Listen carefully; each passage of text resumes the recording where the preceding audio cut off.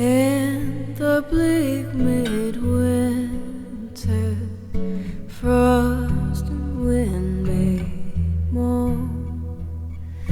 Earth stood hard as iron, water like a stone. Snow had fallen, snow on snow, snow on snow. In the bleak midwinter, long, long ago. Our God, heaven cannot hold him, nor us sustain. Heaven and earth shall flee away when he comes to reign. In the bleak midwinter. Hello, beautiful friends. I want to say thank you so much for being here with me for these vlogs. I didn't expect to do them this year, but on a whim I decided to give it a try, and I'm so glad that I have. Mostly for interacting with all of you when you leave comments and you like.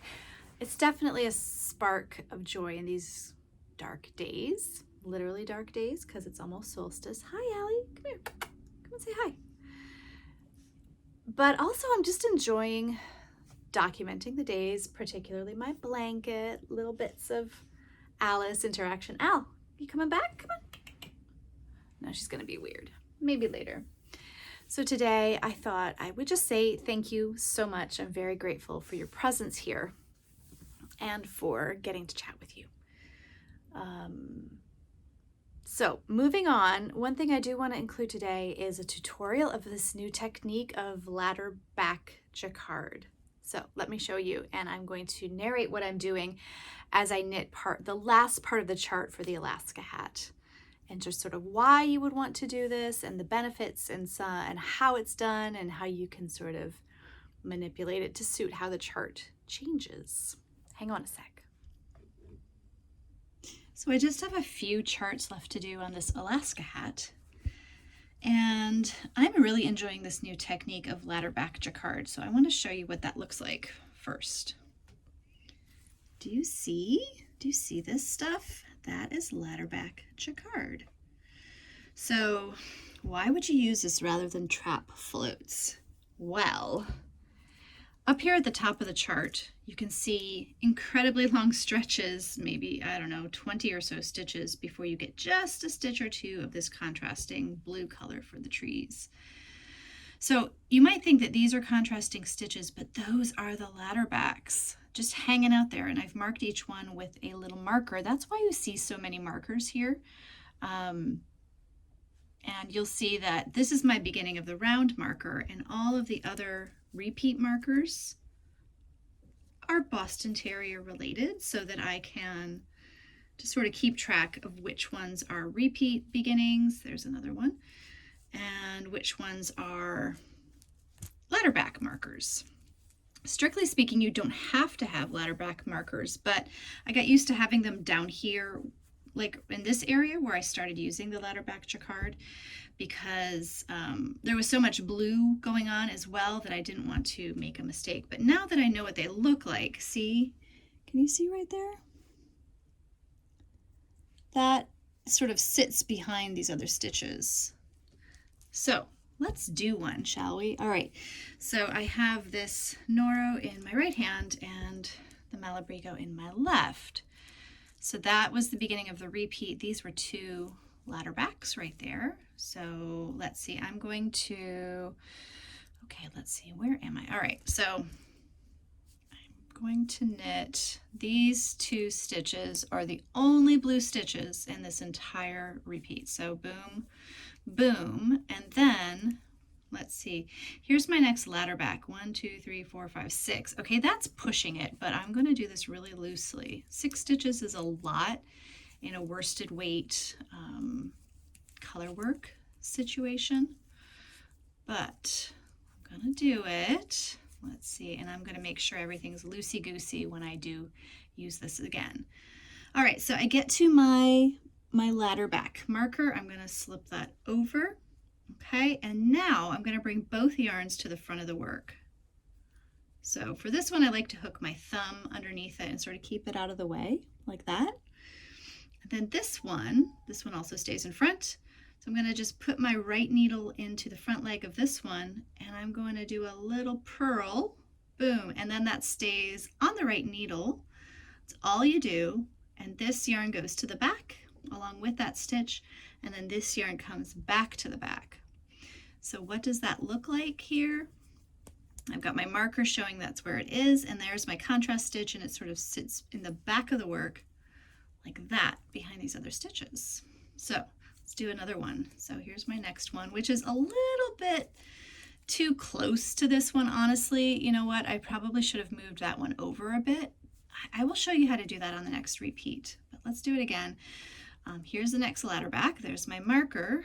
I'm gonna push it over here. Oh, I should have left that in the front of the work. That's okay. I'm gonna bring everything to the front of the work, and I'm gonna have my thumb hooked down here so that I can just bring that up and purl it. I'm not used to purling with my left hand, so that suits me quite well.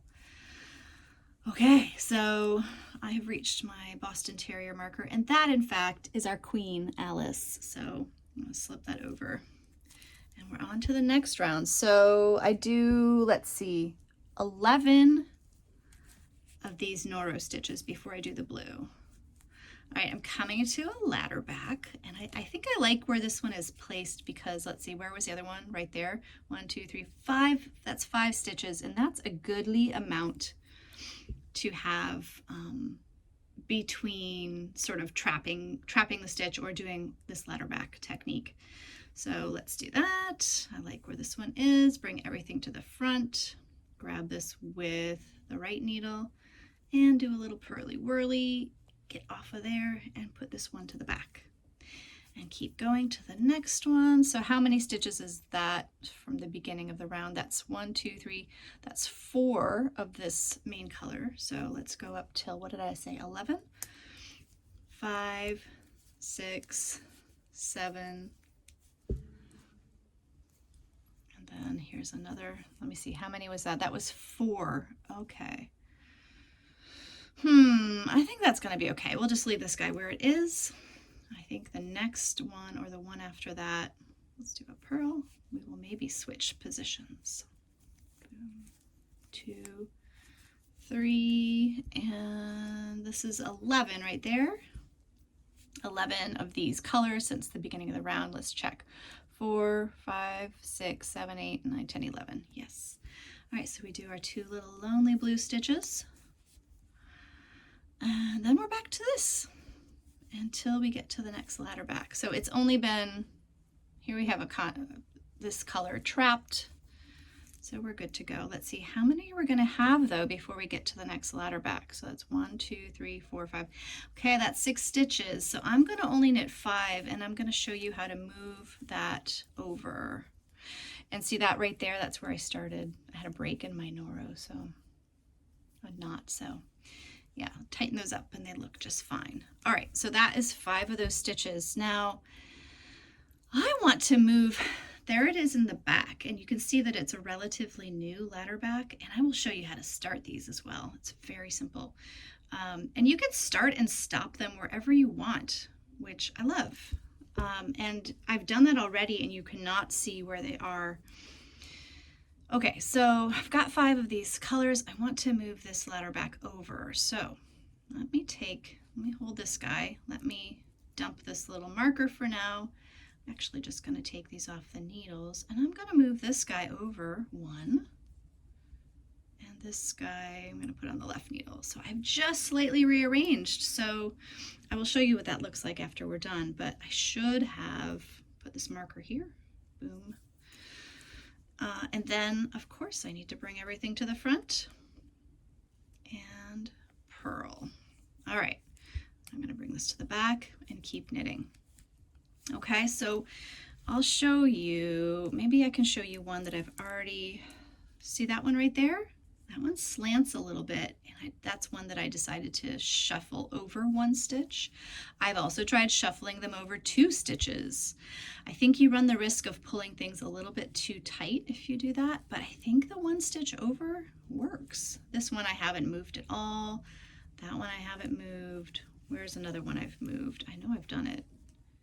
I think, yep, right there. I moved that one over as well. So let's keep going, and let me show you how to start a new one, because that's another option, right? You don't have to move them over. You can just close them off and start a new one. So let me see, where can I do that? So 1, 2, 3. So this one is a bit early because it's only 4 stitches since the last one. So let's close this guy off. All right, so I'm going to take my marker off, and all you do is knit the ladderback 1 stitch together with the next stitch. And there you have it. So now I've got 5. Let's make a new one. All right, so to make a new one, you're going to bring everything to the front again. And I'm going to pick up the right leg of the stitch below with my right needle. And I'm going to just, it's a little tricky to maneuver this guy. There we go. And then that all goes to the back of the work. And that is the origin of a new ladderback. So popping on randomly, just to say there is another way to build a new ladderback stitch, and I think this way is probably less visible in this sort of work, and that is simply when you want to build a new ladderback stitch, instead of coming down and picking up the right leg of the stitch on the left needle, you just do a backwards loop and keep going. Actually, hang on, no, let's do that again. I think this will have to come to the front, and then you do a backwards loop and put it on the right needle, then bring this to the back and keep going, right? Yeah, I think that could be good. I used the other technique, let me take that out, because Isolde's tutorial said that was preferable, and maybe it was for the thing she was describing, but I think for this hat, I would use the other technique instead. There you have it, 2 ways to make a ladderback jacquard stitch. Probably the other way would have been better for this pattern. Always learning. Stay curious, my friends.